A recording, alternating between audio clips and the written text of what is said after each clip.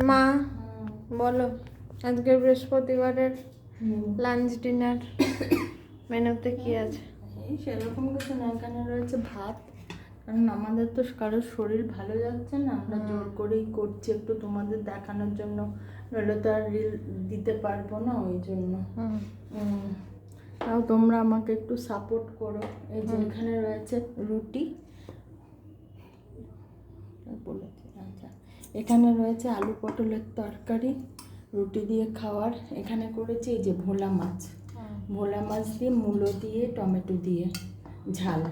আর এখানে করেছি মূলোর ডাল, মুসুরির ডাল মূলো দিয়ে ধনে আর কালো জিরে ফোড়ন দিয়ে, খুব ভালো হয়।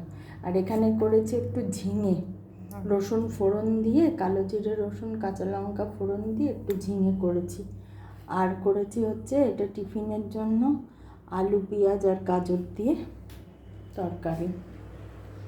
এই হলো আজকের মেনু। যদি ভালো লাগে তাহলে অবশ্যই আমার পাশে থেকো, লাইক শেয়ার কমেন্ট করো আর সাবস্ক্রাইব করো।